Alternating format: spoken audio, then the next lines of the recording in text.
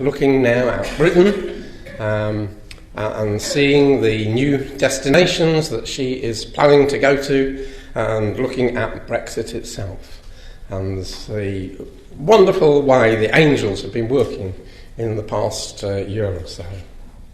So, Brexit Britain charts new destinations, working with her young lions. So we read together from Isaiah chapter 23. Let me just open it in.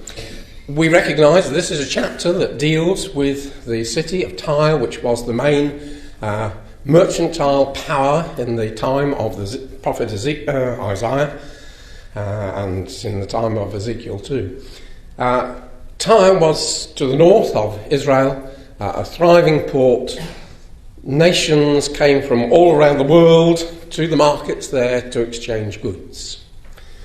But Isaiah was seeing here the ending of Tyre as the city to the north of Israel. And we're not going to look at the history of it, but Nebuchadnezzar came and besieged it and caused them to move over to the little island offshore. And then several hundred years later, Alexander the Great comes along and builds that causeway out to the city, and Tyre, as it was known then, came to an end. But the interesting thing is that in this prophecy, we read in verse 7, her own feet shall carry her afar off to Sodom. So that's giving us an indication that the power of Tyre might disappear from its location where it had always been to a new location which is afar off. And again, it is a fascinating study, and not part of our talk this morning, to trace how the maritime power moves steadily westward until in Elizabethan times it arrives at the shores of Britain. And Britain carries out the mantle of a maritime power with its ships, doing trade around the world, bringing goods to and fro, importing, exporting.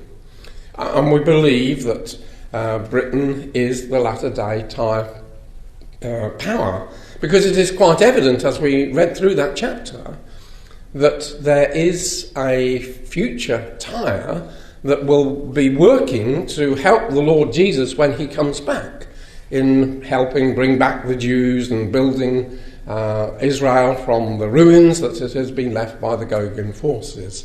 So it is clear from Isaiah and other passages that there is to be a latter-day Tarshish power.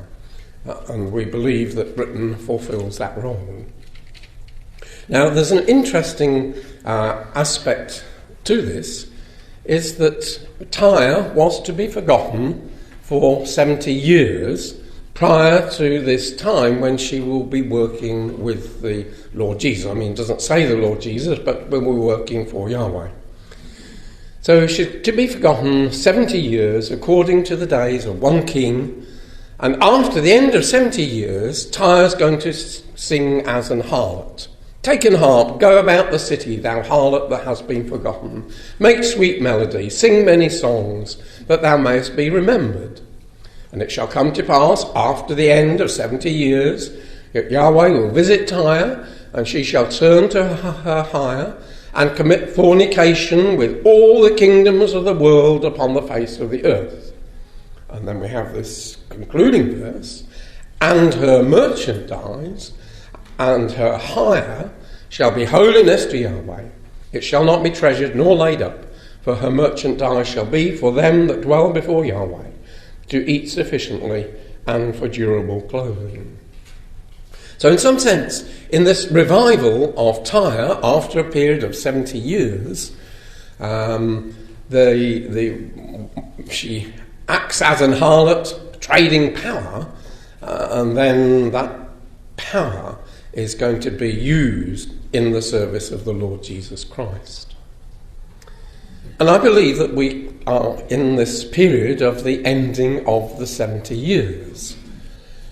It's difficult to know just when to start dating, and obviously hindsight gives us a clue. But really, Britain was very battered and bruised and broken at the end of World War II. She had expended every effort to smash Hitler. The Americans had come in with their assistance but very late on in the war. We're very grateful for the Commonwealth countries for all the help that they had given. But as a country, Britain was on her knees at the end of World War II. And that ended on the 2nd of September 1945. And if we take that as a start date, then the Brexit vote last year was exactly 70 years and 9 months later. And here is Britain saying, I no longer want to be confined to the EU. She joined the EU because she felt she was so weak that she needed to be part of a bigger groupage. But she found that was a big mistake, and over the years has built her strength up, and now decides she wants to be a worldwide trading power, as she always had been. And so I think this is a remarkable prophecy that 70 years Britain, Tyre, would be in a bad state, but then, under the care of God, that would change. And now she is prepared to go to the ends of the earth to do her trade. And so for 44 years, Britain has been a member of this ever-growing group. There were only 12 members when Britain joined the EU. But as I say, she found that this club that she had joined, she liked playing, let's say, tennis, so she had joined a tennis club. And then she found that the fees kept on going up and up and up. And this club was no longer interested in playing tennis, she wanted to play golf. And that's what she hadn't joined for that. And furthermore, she wasn't allowed to go and associate with other tennis clubs because that wasn't in the rules and regulations. And so Britain found herself in this awkward position. She was always in opposition to what the EU wanted to do. And she couldn't do the things that she wanted to do because she was bound by all the rules and regulations. And so there was this general feeling that we ought to leave. And so David Cameron, Prime Minister before Mrs May, made the decision that when the time was right, he would allow the British people to vote on whether they wanted to leave or not, never imagining that in totality that there would be enough votes for them to leave. Britain was very closely tied to the EU. But God had other thoughts and other things. And so this simple ballot referendum on should the United Kingdom remain a member of the European Union or leave the European Union. And they put a cross against remain a member or leave the Union. Now, the 23rd of June was the day when the voting took place. And quite remarkably, there was a tremendous storm which came in from the continent and affected the southeast of England. It gave a month's rainfall to parts of London and Kent and Sussex in one day. It caused polling stations to be flooded. It caused transport systems to be unusable. Many houses in that region were flooded. And the odd thing was that this storm came from the direction of Europe, from Brussels. Normally, in the summertime, we have many storms in Britain, but they come from the Atlantic. Thanks to Canada and America, they come across the Atlantic and eventually dump their rain upon Britain. So this was unusual. And it started almost precisely at midnight on the 23rd, the day that the voting was going to take place. And it just affected quite a narrow band of the country. Angela and I were up in the near Lake District and lovely sunny day. But down in the south, very, very wet. Now, one needs to appreciate that this was the area where the London commuters live. And London was very much for remaining in the EU. They built up all their wealth by being members of the EU, and the ease of banking and all that. So in the very area that would have voted to remain, many people didn't go to vote because they couldn't. They were bailing out their houses. It disrupted life just for one day. And this comment in the Express: summer storms almost always hit Britain from the Atlantic. The huge storms smashing the country today, this is from their website, swept in almost precisely at midnight from the direction of Brussels. Although not unheard of, it is of course very coincidental that the low pressure causing the heavy downpours over Britain today is coming in from Europe. Was it coincidental, or was this the angelic hands? Well, we know what it was. So the vote was taken, and unlike normal voting in Britain, the end result was the total number of votes added up for those who wanted to stay, those who wanted to remain, and whichever was the highest total would be the winner. Now, Britain was divided. England and Wales, majority voted to leave, 52% in both those cases. In Northern Ireland and Scotland, the majority was to remain. But because Northern Ireland and Scotland are very small populations, that was all outweighed. So quite a small majority, 52% to 48%, was the overall result. So it was to leave. So you can see there the population of Scotland, although it's 32% of the landmass, it's only 8% of the population, and Northern Ireland 6% of the landmass, but only 3% of the voting. And you can see how it is a united kingdom. These four nations came together and worked together. And when we come to Ezekiel 38 and we have that description of the merchants of Tarshish in the plural, we can see how accurate God was when he dictated these words to Ezekiel. And I believe that the union of the four countries will hold together through thick and thin. And so, as I said earlier, when the cartoonists look at the things from Britain's viewpoint, Britain is sailing away from the EU. Now, under the latest treaty that was drawn up, the Treaty of Lisbon, there was an Article 50, which is the last major article. There is a 51, 52, 53, but they're very minor things. So the last part of the Treaty of Lisbon, for the first time in any treaty that the EU had made, had put in a provision that if a nation wanted to leave, then there was a procedure. They had to give formal notice that they wanted to leave. There would be a 2-year slot for negotiations, and then they would leave. And I think perhaps when that was put together, nobody ever thought that anybody would want to leave the EU. And so Britain triggered this Article 50, and this is the first time it has been triggered.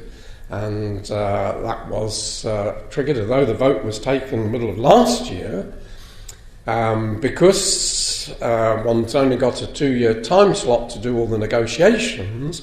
Britain wasn't in any hurry to actually start the clock ticking down. So it wasn't until the 29th of March that the British representative handed over the letter which Mrs May had written to the EU, formally saying, we want to leave, start the clock counting down, start the negotiations so that we can leave. Now, as a result of the leave vote, David Cameron resigned that morning, and after a short while Mrs May emerged as the leader of the Conservative Party. Now, Mrs May had been one of those that wanted to remain, and so she had to change her outlook. The British people had voted to leave, and so she accepted that and is now running with that leave ball. But in her heart of hearts, she wanted to remain. And again, the cartoonists get it so well. So this is following delivering of the letter, can we stay friends? And that's what she would like to do, to stay friends with the EU and just have Britain on the outside of the EU but still quite closely integrated with the EU. But I believe the angels have different plans. If you can remember the map I showed you of the division of the Roman Empire, I showed a map, and Sister Angela corrected me, I showed a map which didn't show Britain as part of the Roman Empire. Because Britain was part of the Roman Empire, it was conquered, and in fact Constantine and his father came from Britain. But by AD 400, the Roman armies had had enough of Britain, they withdrew, and Britain thereafter was no longer part of the Roman Empire. So just as in the past, as Britain was part of the Roman Empire and then left and went her independent way, so we have a similar situation. She's been part of the EU and now going to break away from it. And I believe the angels have a role for Britain which is totally outside the EU. Now, in preparation for these talks, Mrs May and the Conservative Party was doing very well in the elections, and she decided that she would call an election in order to boost the number of seats that the Conservatives had. The polls were all in her favour, but it was all a great disaster. And in fact, instead of gaining seats, she lost her majority. It all backfired upon her. And again, I believe that was the angelic hand.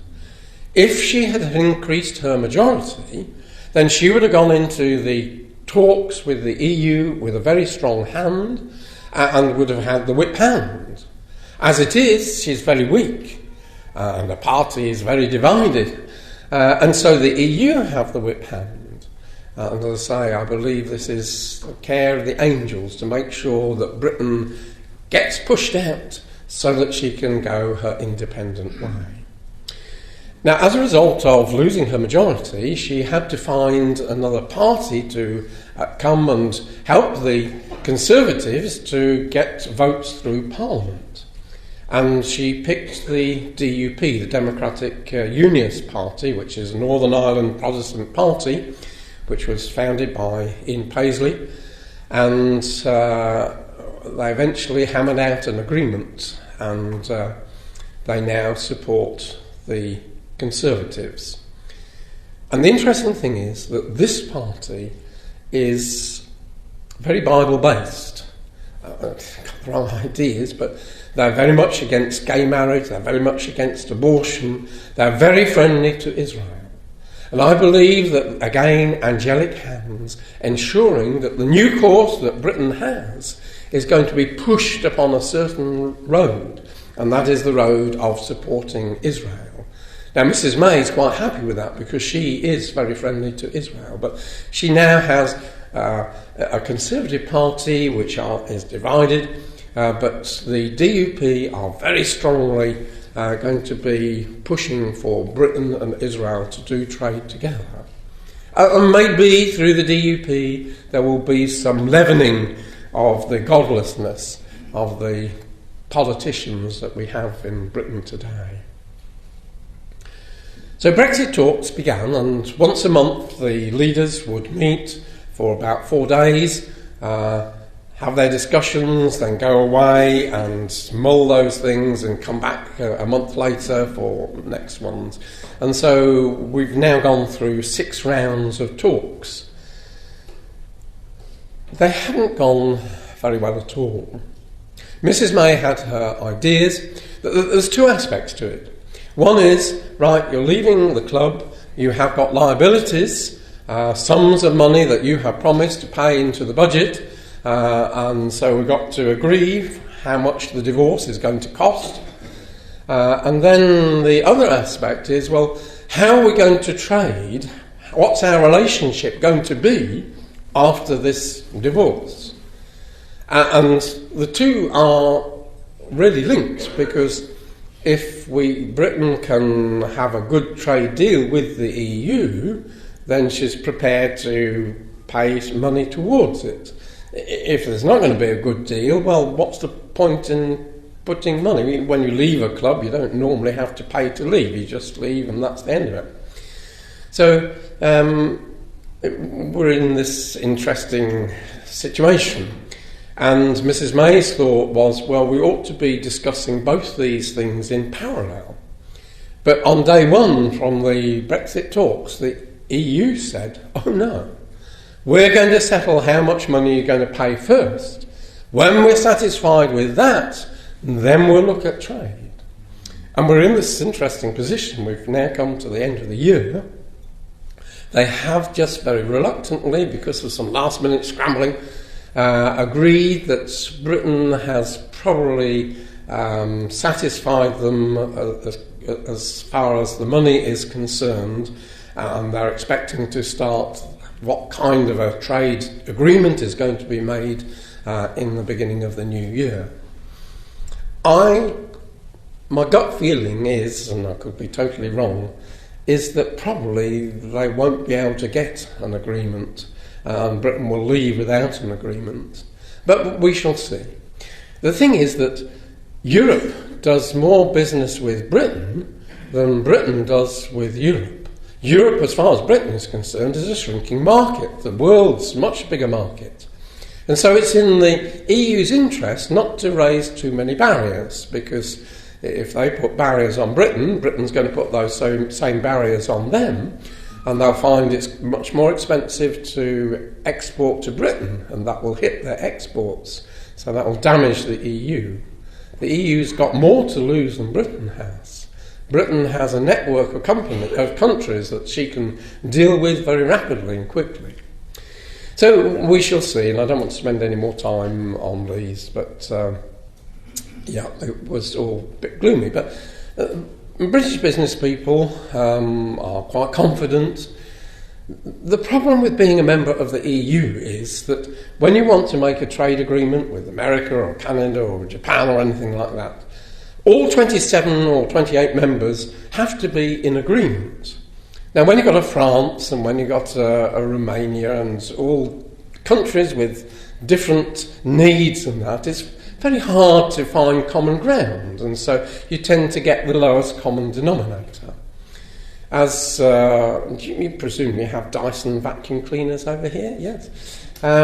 He says we can do business with any country because we'll just be negotiating an agreement one-on-one. We won't have all these other 27 other voices saying, oh, we can't do that. So I must admit British business people are very divided, but the interesting thing is that all the doom and the gloom that they said would happen over Brexit hasn't happened. We've got very low unemployment, exports are up, everything is up. Though there is a lot of uncertainty as to what is to happen, money is still flowing into Britain. It's quite fascinating. And men like Boris Johnson, who is very much, let's leave that lot behind, the world is our oyster.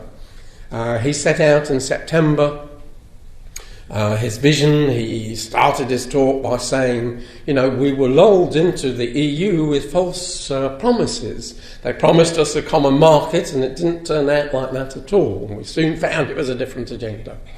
But he said, Britain is the centre of the financial world, and we're not dependent on Europe.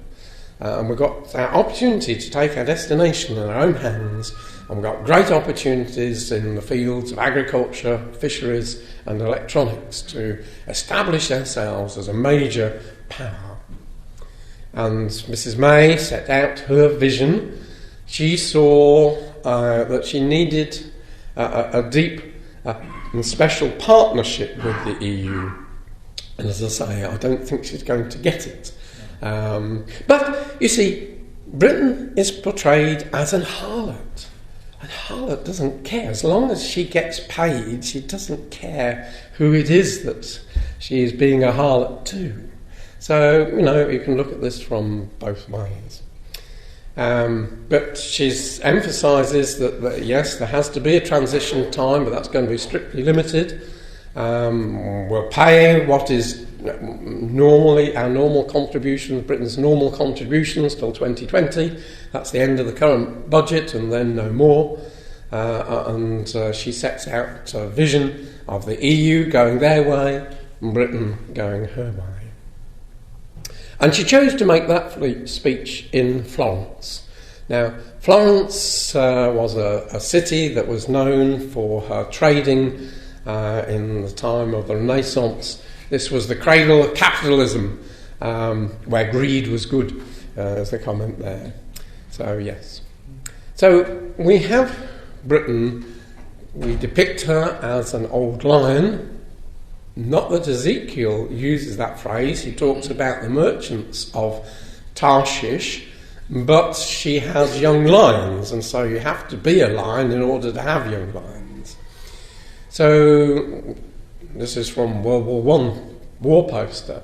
Britain as the lion is a symbol which we appreciate. Britain has a lot of skills which will be very helpful to her in negotiating her way around the world.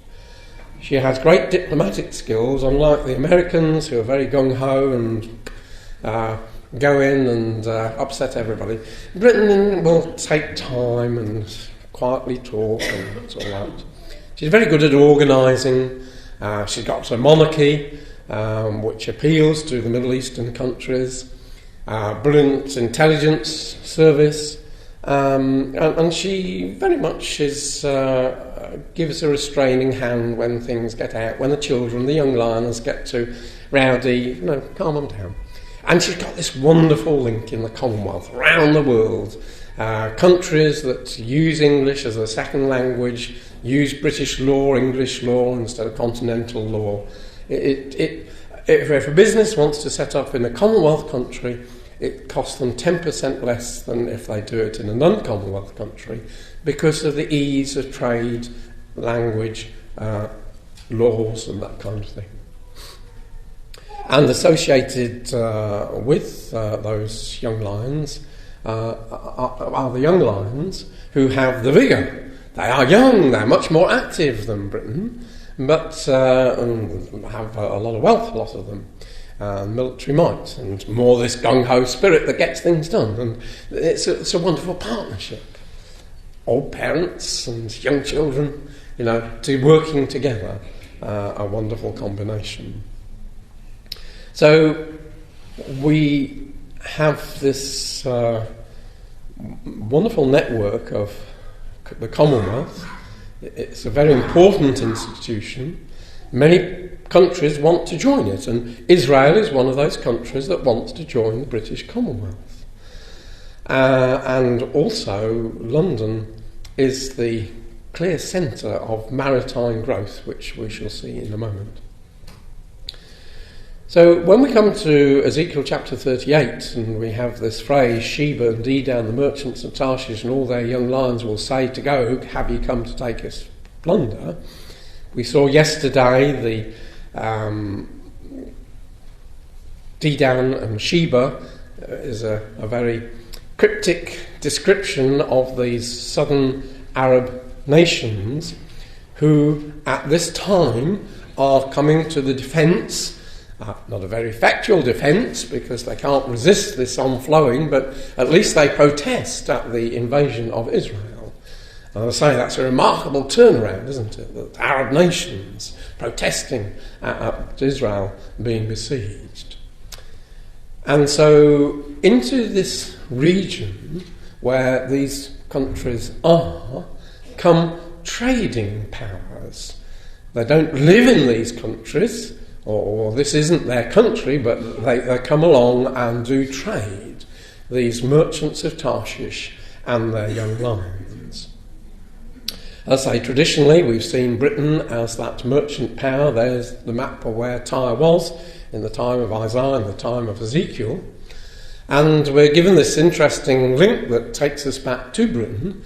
Ezekiel chapter 27 is an incredible chapter describing all the different nations that had market stalls in the city of Tyre, had headquarters there, trading headquarters, business headquarters in Tyre. And it tells us the kind of things that they were trading in.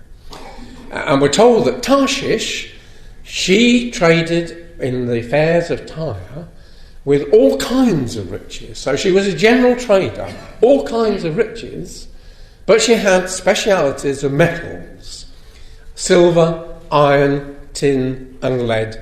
They traded in their fairs. And we know where those sources of materials came from in these days, and that was Britain.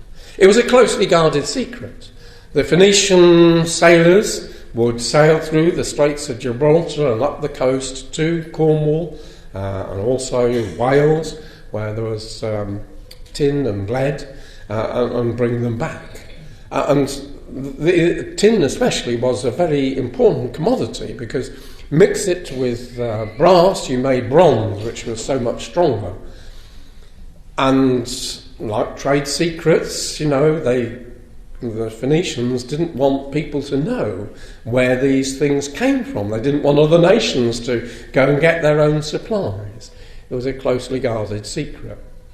Now, this is from the Penguin Atlas of World History, and it marks tin and lead coming from Britain there.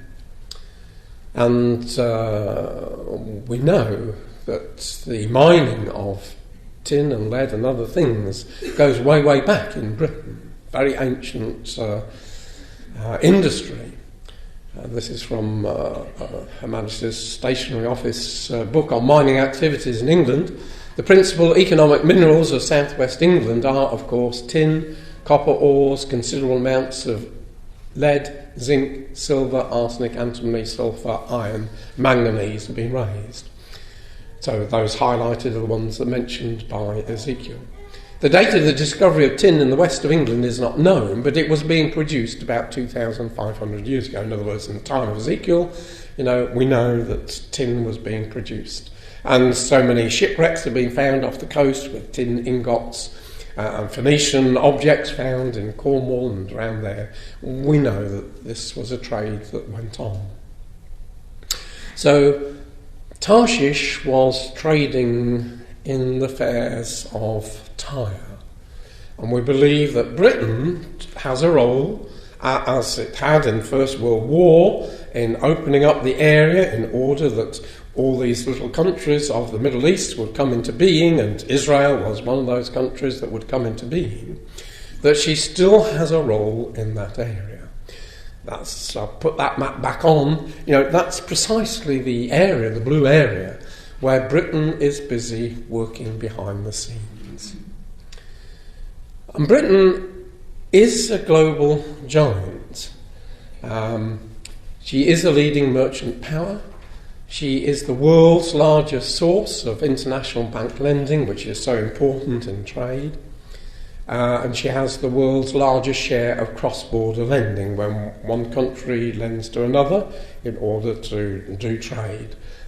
Britain that's where it all takes place, in the various exchanges, Baltic exchanges, etc. in London.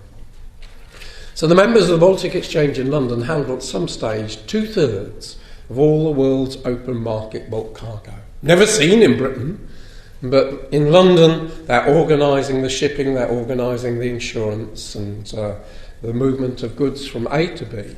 Never comes to London, but it is handled there, bought and sold in the markets, in the exchanges in London.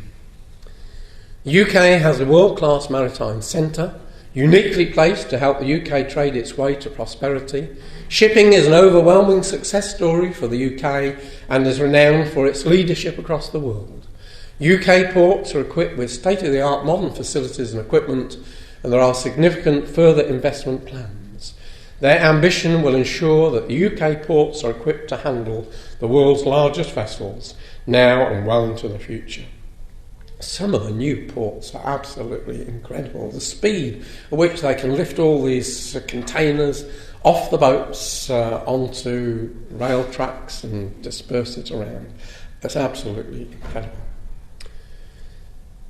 And she's not just ports and that, but as I say, all the paraphernalia that goes with it, maritime business services.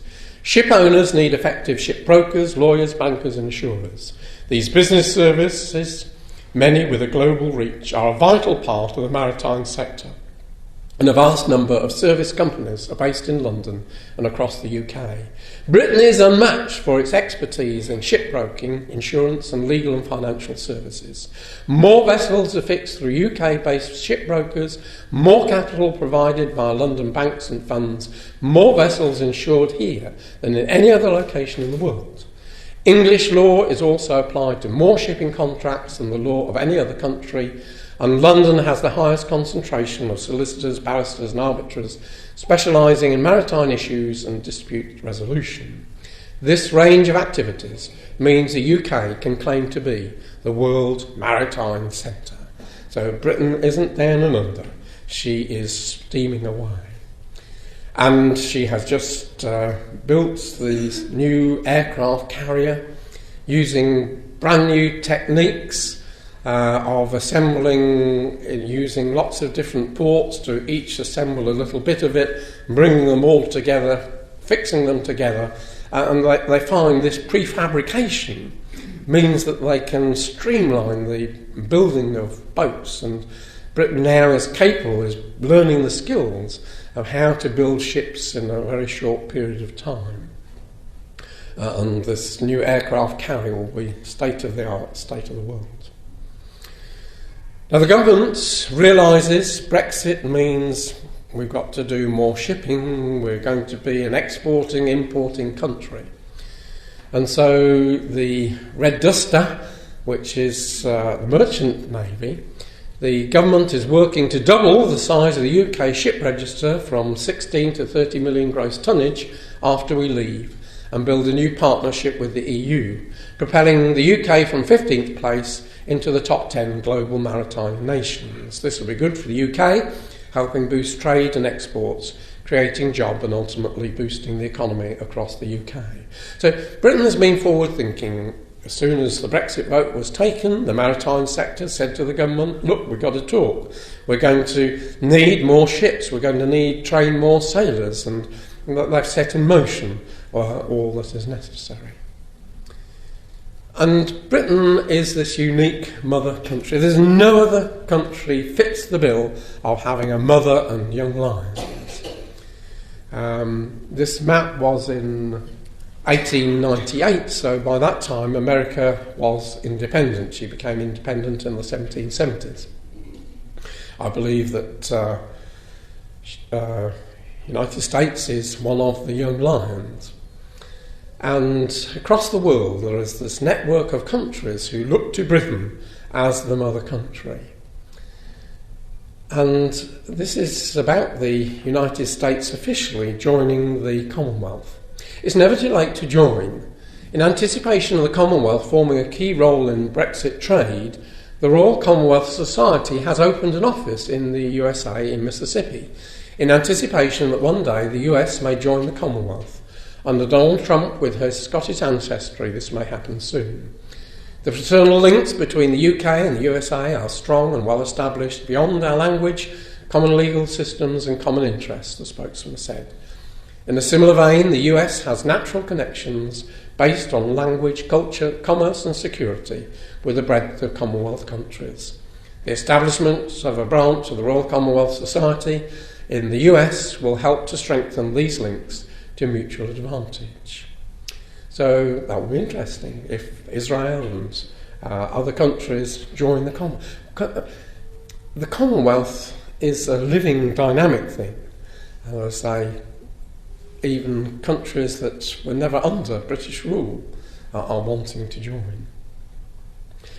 And I love this quote because this is so apt to the relationship between Britain and her former empire members, now in the Commonwealth. Out of the English Civil War came a race of Englishmen who lasted 300 years, who built the British Empire and saw it not crumble like the Roman and Spanish empires had done, but grow into separate nations, as children do when they leave the family. And that is so spot on, isn't it?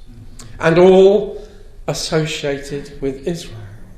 When Britain, First World War, Americans, Canadians, Australians, New Zealanders, they were all helping in that work. And if you want more information, I've been quite brief, but Matt Davis has published this little book, The Destiny of Britain Foretold in the Bible. You can either buy a copy, or if you want a free copy, if you just go to the Christadelphian Study Service, find the cover of that book, click on it, you can then download it as a PDF. Well worth looking at. So the remarkable thing is that this Commonwealth has been held together by this remarkable woman. She was anti being in the EU, she would say, she has to be very careful because she has to be seen to be above politics, but she's no fool, is the Queen. So she would say to people, give me 3 good reasons why we should remain in the EU. And obviously nobody was able to give her 3 good reasons why we should. And there was quite a stir when the Sun magazine, newspaper, had this as their headline, Queen backs Brexit.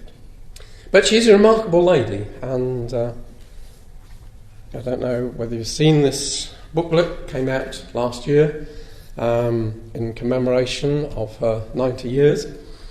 And the servant queen and the king she serves, she makes it quite clear who the king she serves is, and that's the Lord Jesus Christ. A remarkable book, a remarkable queen. Now, Isaiah 23 talked about 70 years according to the days of one king, one ruler. Now, at 65 years she's been ruling Britain. She is our longest monarch ever, and it's not inconceivable that she would continue for another 5 years to make the 70 years described here. And interestingly, people say, well, it's about time when you're over 90 to hand over to Charles. But she realises that Charles isn't of the same material, and she is determined. Well, let's just read what it says. Royal sources dismiss growing regency rumours. The Queen has passed some duties to younger royals, but pledged on her 21st birthday to serve the nation for her whole life. The Queen has no intention of stepping aside for Prince Charles and insists it's duty first, nation first, I'm going to be there, according to the sources close to the monarch. Royal insiders say the Queen, the world's longest reigning living monarch, remains as committed as ever to her duty. So her 21st birthday, when she gave that commitment, was 70 years ago, last month. She married 70 years ago Prince Philip in November 1947. And because of her father's ill health, she undertook royal duties in earnest in 1951. So for 67 years she's been acting as a monarch. So, she's from her 21st birthday when she committed herself to serving God and the country. That's 70 years. Another 3 years will be since she undertook royal duties. Another 5 years when it will be 70 years on the throne. And I believe that, as Isaiah says here, Britain is going to give her powers to Israel's new king. And if the Lord gives the Queen enough strength, I believe that she will very happily hand over her throne to Israel's king. So, at the end of 70 years, and we believe we're in this period, what's Britain going to do? She's going to commit fornication with all the kingdoms of the world upon the face of the earth. Now, you couldn't express anything greater than that than a worldwide trading company. And, as Mrs May said last September the year before, British manufacturing success, British exporting success, and that's the message we'll be taking to the G20, that Britain is open to business, we're open to business around the world, and that's what she's seeking to do. A remarkable lady, her father was a clergyman, and she's a long-standing friend of Israel. In fact, just the night before that she was going to be made Prime Minister, she kept her dinner date with the chief rabbi the night before. Boris Johnson, too, is a very pro-Israel person. when he was in Israel in 2015. He said, I can't think of anything more stupid than this divestment, boycott, divestment and sanctions movement. And he's well liked in Israel, and his maternal great-grandfather was a rabbi from Lithuania. Now, I put her up. She had to resign. She is our ex-Secretary of State for International Development, but she's a Ugandan-born Indian, and again, very close links. And she had to resign because she spent her summer holidays in Israel and had a series of meetings with influential Israeli people as part of her job, but she hadn't told anybody that she was having these meetings, and it was against the rules, and in the end the poor lady was forced out. But I don't think we've seen the end of her. I believe that perhaps Mrs May will have to go, and who knows, I think she'll play a big role somewhere along the line. So Britain has been working to make links with different nations. Britain is not allowed to sign a trade agreement until she has physically left the EU. That's part of the rules. But it doesn't stop her making approachments and discussing, well, how are we going to draw it up so that when that day comes, then the paperwork can be signed. And this Crawford Falconer was the New Zealand trade negotiator. Well, the problem with Britain was, because she'd been in the EU for 43 years, goodness, that's the time, had lost all her negotiators because they hadn't been needed. So she's had to bring them in, and he now has moved to Britain, has been working since August time to reorganise things. And Britain has set up a group in order to be able to negotiate trade agreements. So Britain and Israel, very strong links. Those are just some of the headlines. An interesting report, I've just got a black and white copy there. BICOM is British Israel Communications. A 12, 13, 14 page report of how Britain, post-Brexit, and Israel, what they're going to do together. They do a lot already, but Britain is bound by EU rules and regulations which stop her doing a lot. So, the world's an oyster. Britain sees Israel as a most important market. And so Mrs May has twice this year gone into the Middle East to strengthen the post-Brexit links with other trading partners. So she's been in Saudi Arabia and Jordan. Let's just look at this. She sets out her post-Brexit Middle East strategy.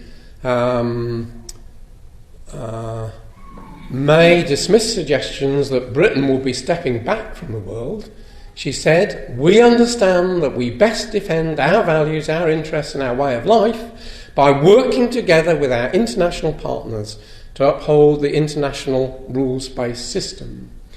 May said, "Under my leadership, we remain profoundly and unequivocally committed to supporting the security of this entire region, for example, with our Royal Navy continuing to patrol the Gulf, as it has done for decades." And so she wants to offer the region a security partnership, helping you defend and protect your borders and your people from external aggression. So Britain is saying, we're going back east of Suez. This is where we're coming back to, because it is vital. As a trading nation, we've got to keep the Suez Canal and that clear. So for trade, we're going to be in this region. We're merchants in that region. And this is from The Economist, which is, the headline was truly remarkable. With silver and lead, Britain woos new allies in the Gulf, and it uses the word merchant. So the very language of Ezekiel chapter 27, silver, lead, blah, blah, blah. Now, by silver and lead, it's not saying we're exporting lead to the Middle East. Lead is in the sense of weaponry. With silver, money and weapons, Britain woos new allies. Brexit has been given added impetus to Britain's renewed interest in the region. Just as it ended colonial rule in the Gulf on the eve of its accession in 1973 to the EEC, so now Britain is wooing old partners with a succession of visits. British forces will deploy to Oman after they pull out of Germany in 2019. Merchants offer everything from weapons to sand for Gulf bunkers, has made the Gulf Britain's largest export market after the EU and America. London fund managers play on the jitters over Gulf stability to attract locals' wealth. Such landmarks as the Shard, Olympic Village and Harrods, all Qatari owned, are testimony to their success. Even City Hall, the seat of London's mayor, belongs to Kuwait. And so into this region has come Britain. She has a naval base on Bahrain. She has naval links with the UAE. She's going to move, she links with Kuwait there. She has a base in Jordan. She has bases in Saudi Arabia. She's going to move her troops to Oman. She has links down in the Gulf there. And so we see, brothers and sisters, in a wonderful way. Not only we haven't time to look at the young lions, but the young lions equally are playing a role in this region. So in a wonderful way, we see Scripture coming to pass before our eyes.